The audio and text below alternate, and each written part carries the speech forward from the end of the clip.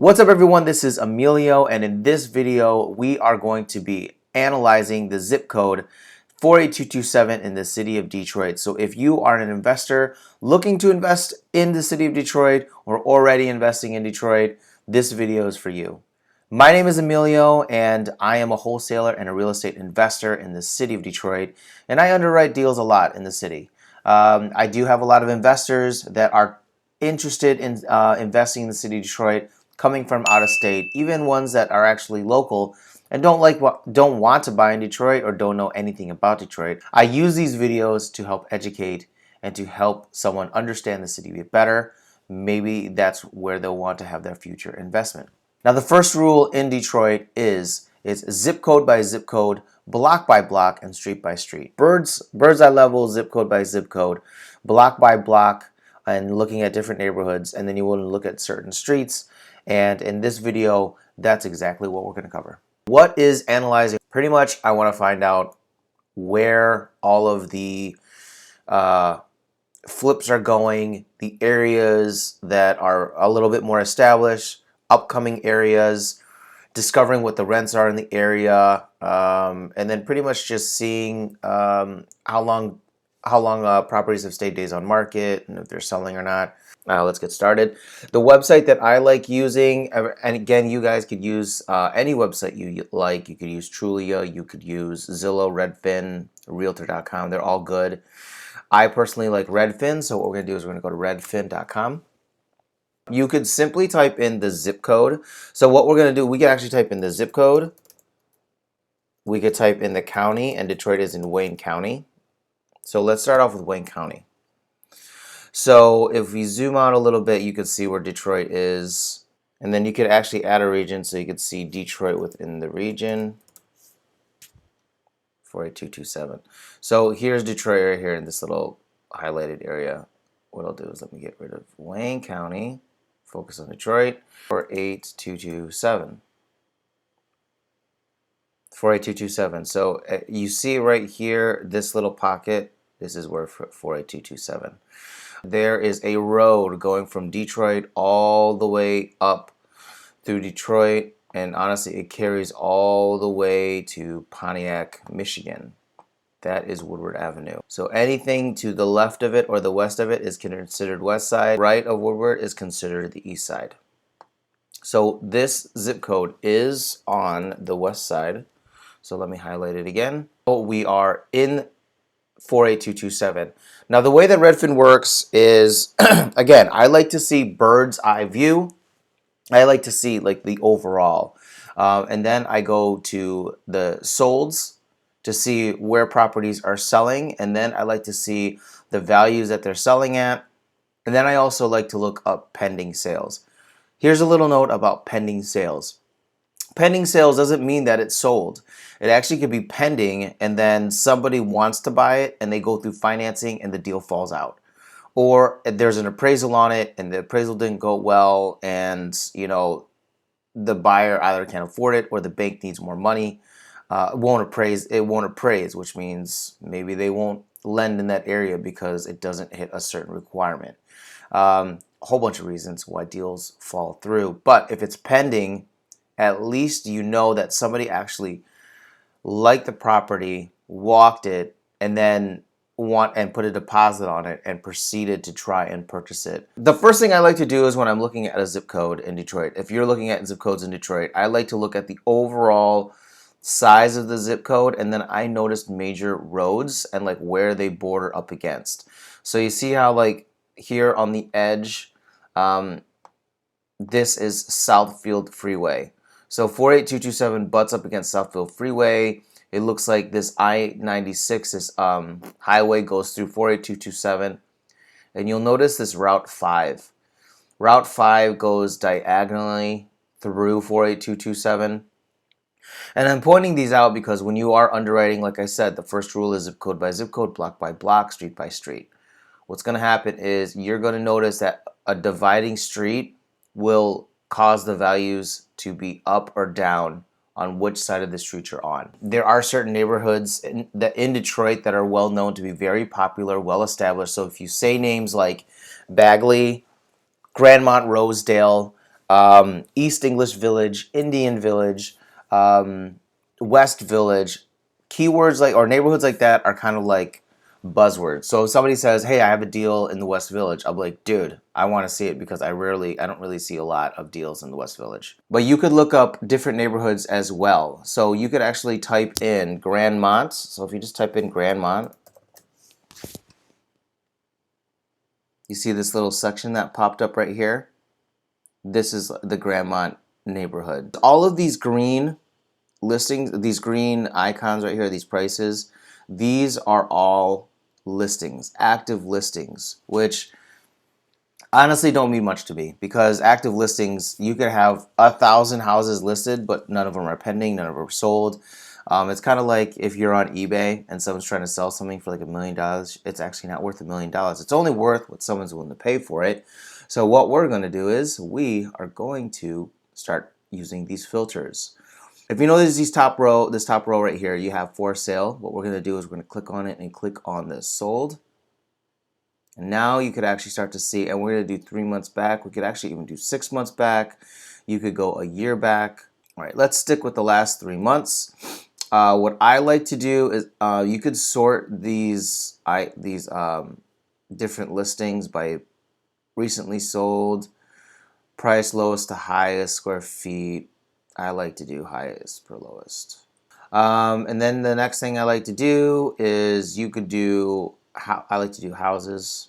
Then I like to do bedrooms. I don't really like 2 bedrooms, so I'll do 3 and then 3 and up. So 3 bedroom, 4 and 5 plus. All the sold comps for houses and for houses that are 3 bedroom and up. And it's kind of spread out, but you could see where there's certain pockets like here, there's no sales. In this little pocket, there's no sales in the last 3 months. And what I like to do this if I'm looking for a property to flip. Now, personally, I don't like flipping, but I do wholesale. So a lot of my buyers want to flip. So what I do is I go by price. And I'll just say a minimum of like $100,000. The reason why I say $100,000 is because if you're selling a property, if you're flipping, you don't want to drop 30 grand or 50 grand or 60 grand in a house and it's only worth like 60,000, 75,000 bucks. There's no profit. You want to start flipping houses that are at a certain price point so you could make decent profit on the flip. Now, again, that's the majority of my buyers. I don't want you guys to say, oh, okay, well, that's what everybody does in Detroit. I know a ton of people that buy lower income houses and they flip them and they spend 20 grand, 30 grand on it and they only make like 10 grand. I don't know why they do it. I've talked to a couple guys. That's the way they like to do it. Some people like to actually rebuild these old neighborhoods and bring them back to life. Some people like to renovate them like that and do Section 8. Some people buy these houses. Honestly, I've met guys that buy the houses. They don't even like the house, but they need to keep their crews busy. So there's a whole bunch of reasons why people buy houses, but the majority of people that I know want to buy nice houses with an ARV of 100 or more for flipping purposes, 150, 200,000 ARV, which means after repair value. So I don't know if you noticed, but when I went a minimum of 100,000, look at how much that changed. So look, if you take it off, let's just take all of these off. We'll just do solds and we'll just do 100K. 100,000 ARV and look what happens. Now you could see for the zip code 48227, the majority of where the values are. So if you're south of I-96, there's like one property here. And look, I believe it's an apartment building. So let's do this. Let's do houses only. So what I do is, I kind of just like hover over these properties just to see where they are. So this is 185 for a 3 bedroom, 1.5 bath. This is 180. So you see, if you just hover over them, you can kind of see south of Grand River in Rosemont. 190 is north of Grand River. This is 215, 205. Now it's kind of cool because when I underwrote this zip code months ago, everything was south of Grand River. So it's really good to see that there's some really high-priced properties that are on the north side of Grand River now. So 166.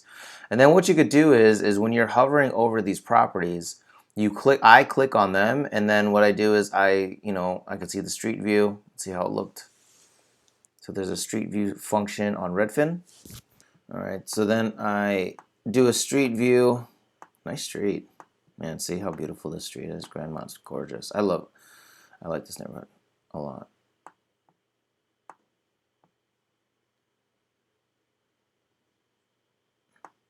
Nice street. Okay, next. I X out of that, and then I scroll down a little bit. Let me move my face out of the way. I scroll down a little bit, and then I read the description. The reason why I read it is because I want to see how they renovated it, and I wanted to see if it's just like meticulously maintained or if it's been like a full renovation. So situated in a large lot, gorgeously renovated home, so it says renovated. Restored hardwoods, updated kitchen, formal dining, da da da. Cool.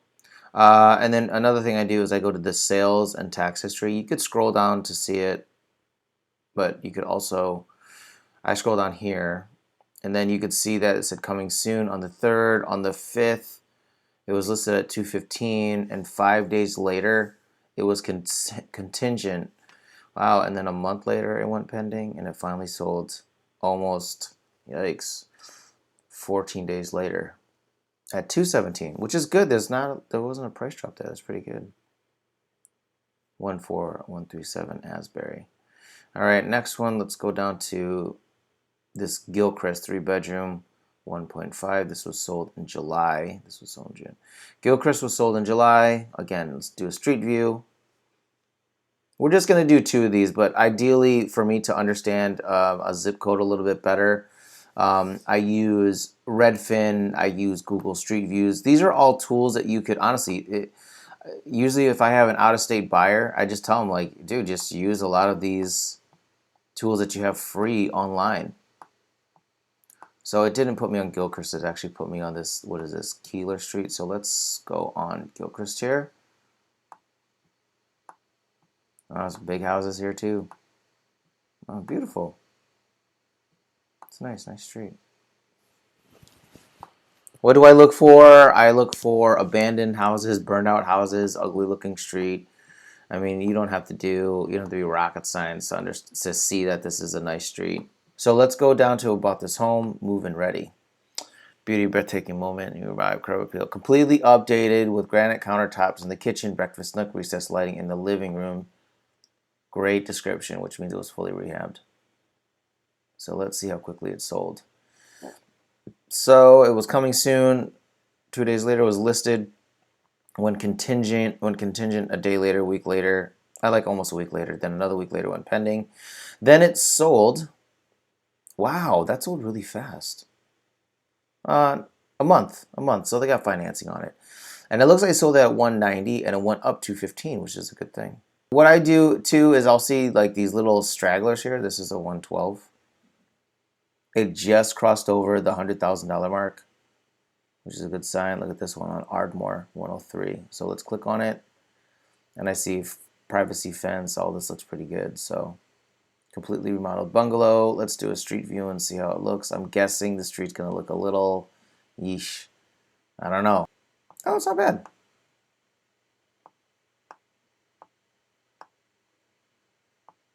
That's what it looked like before. So that sold for 100. Yeah, see this house across the street here is all boarded up.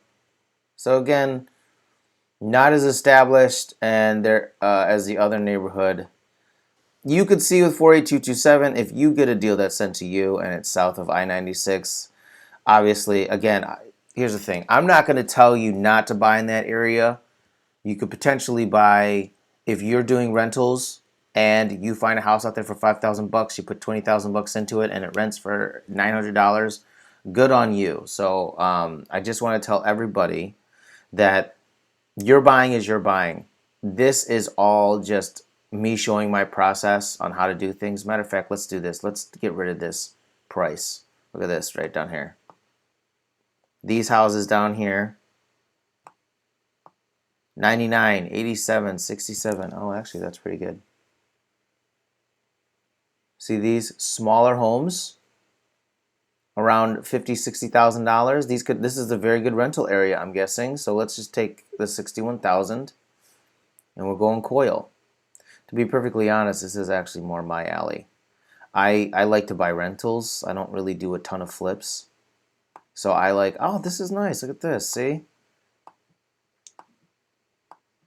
Yeah, that's nice. It's not a bad area.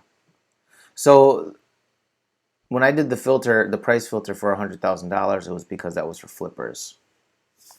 Now, if you're looking up rents, by the way, so I just use a website called Rentometer, or you could use Zillow.com.